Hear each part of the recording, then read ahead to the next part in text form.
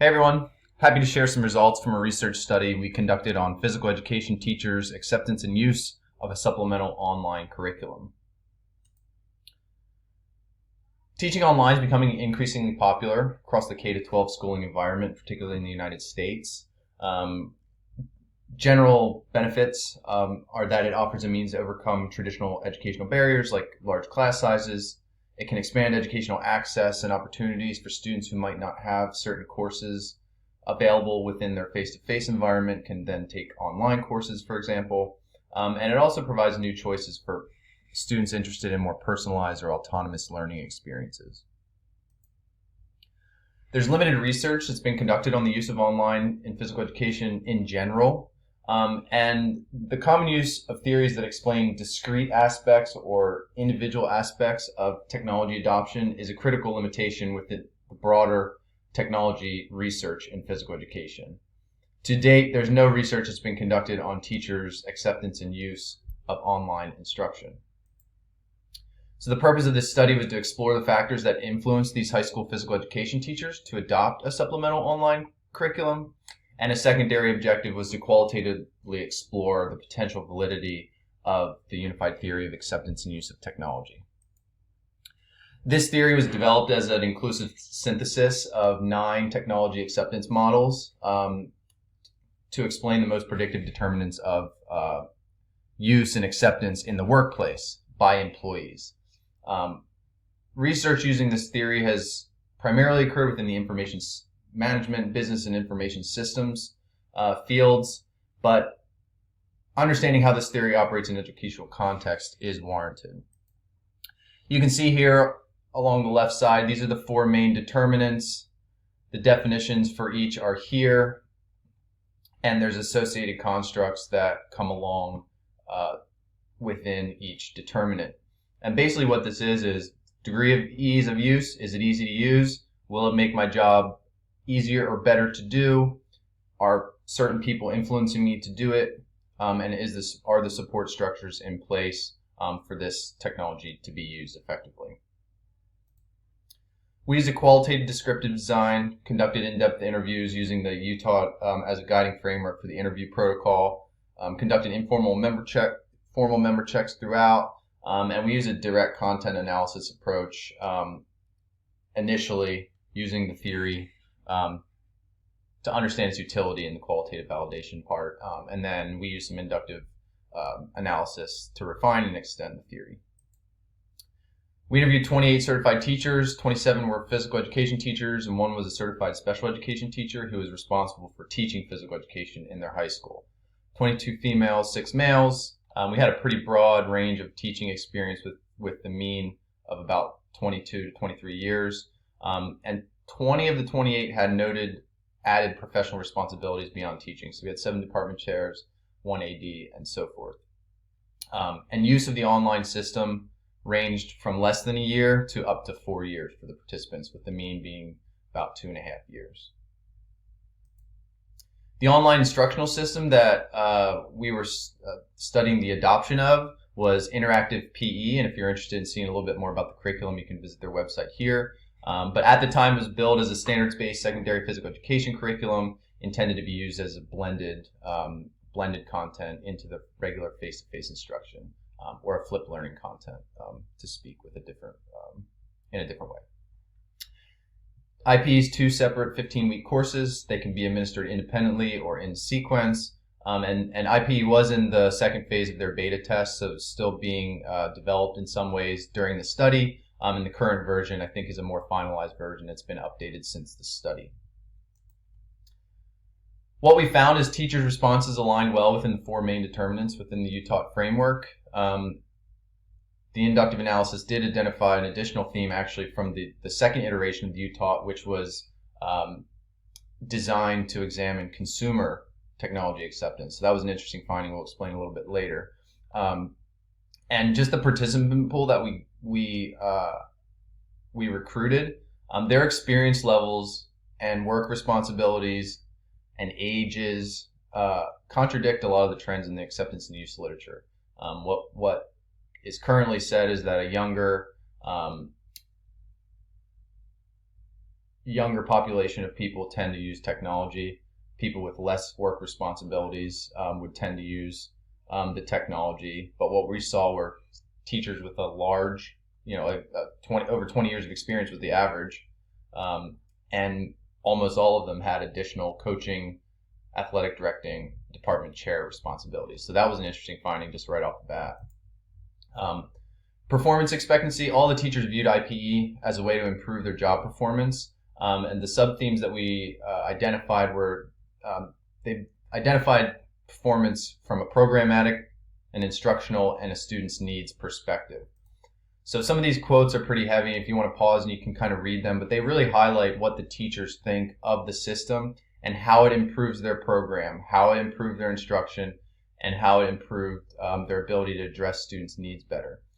This instructional improvement area is pretty interesting because they talked about the friction of wanting to provide in-depth cognitive learning, cognitive information about health-related physical fitness, etc., but really finding that difficult to maintain the high activity. And so they were thankful for the ability to have that content online and be able to focus on the movement, knowing that students were getting the best of both worlds. From an effort expectancy point of view, the sub-themes that we identified, there was personal effort that they were attentive to, as well as student effort. And all the teachers viewed the IPE system easy to navigate. And this quote right here is pretty highlighting. I mean, this teacher was pretty nervous about adopting online. It was not their decision. They had a lot of teaching experience and obviously a lot of nerves, but because the system was easy and they could navigate it and it was intuitive, this person who by all accounts should have rejected it, adopted it and used it, and is actually very sort of advocates for its use. And you can see the automated features here help with that as well. But student effort does matter too. Now, the teachers aren't just performing an information system job anymore. They've got their own selves to worry about, how they can use it, but they also showed an interest in how it would be like for the students. And so that's an interesting finding to make sure that, the technologies that we're choosing work for us, but also work for the students. The facilitating conditions were context specific. Obviously, these teachers worked at 12 different schools across 2 states, and 9 were public and 3 were private. So resources, geographic location, and school district support varied, but patterns were identified. School policy and technology initiatives influenced adoption. The IPE technical support was instrumental in the sustenance of the program. And again, they're thinking about student support, student facilitating conditions in addition to their own. Most teachers expressed that as they received technology adoption initiatives from their administration, they were motivated to seek out IPE or programs like it. So some of the policies were e-learning days, where every other Tuesday, teachers would have a professional development day, and students would have an e-learning day. One-to-one, where all the students were getting Chromebooks. With that policy, with that initiative, teachers were also encouraged to adopt online learning.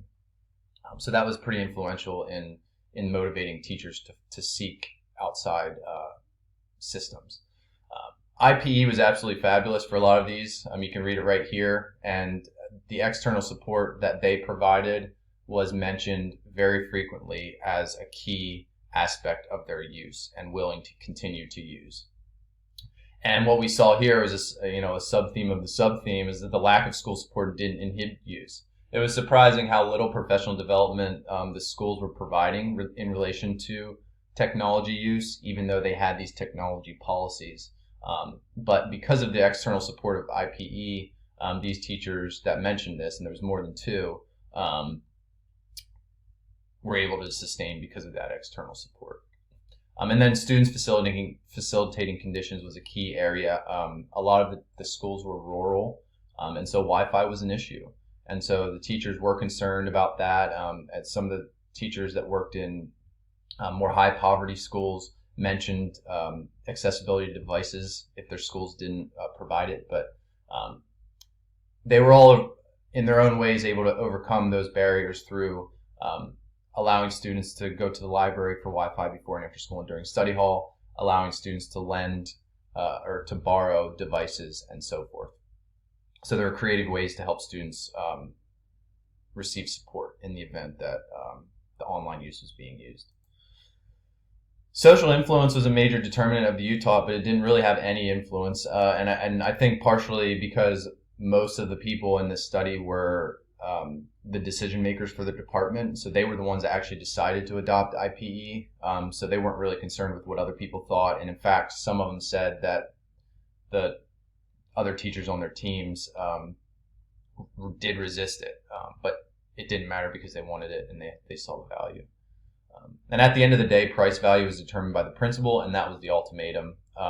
Because IPE was in beta test, it was being offered for free to a lot of schools. They were transitioning to a price model, and once that happens, several of the teachers noted that the principal was not supportive and they couldn't use it anymore. But the interesting thing is a lot of them took it beyond their own initiative to design their own modules because they saw the value of supplemental online instruction. So that was interesting. We think that the U-Taught functioned well to aggregate and describe the general factors that influence these PE teachers to adopt online instruction. It needs further explanation, it needs further exploration, but for now we think the U-Taught could provide a more holistic picture of technology acceptance and use. The uniqueness of the situation where IPE was transitioning to a price model created an interesting dynamic for teachers who sort of had an employee consumer role. So because it was free, they could go out and be sort of a consumer within their occupation. But once the price started being charged, it was the principal that made the ultimate decision. And many of the barriers outlined in the PE technology use literature were not apparent due to the remote nature of the curriculum. For example, the large class sizes and lack of routine or student resistance wasn't really mentioned because students were using it outside of the classroom, and so that didn't become that wasn't quite an issue. So this is really a unique technology adoption aspect of the literature that we need to further study. Practical takeaways are teachers will use online instruction if it provides value, or at least these teachers said that. We need to look into this a little bit further, but it makes sense that teachers will use online instruction if it's easy to use. The support is paramount, but ultimately within the schools and the budgets, price rules. Again, we need to further apply the U-Taught to understand, even beyond the online instruction. I think it would provide utility for technology acceptance for in-class technologies as well. And these results explain the adoption of a specific system in specific contexts, and so different design features, different support mechanisms, different price models will impact the acceptance and use. So learning about the influence of different design features or different price models, I think would be an interesting follow-up. And so future research is warranted to gain insight into the strength of this theory and to understand why teachers choose to use online instruction, why they choose not to. Thanks for listening. Feel free to reach out anytime with comments, criticisms, or questions. I love talking about this stuff and I love hearing what people have to say. Here's my email and Twitter, and the manuscript for this will soon appear online at JTPE.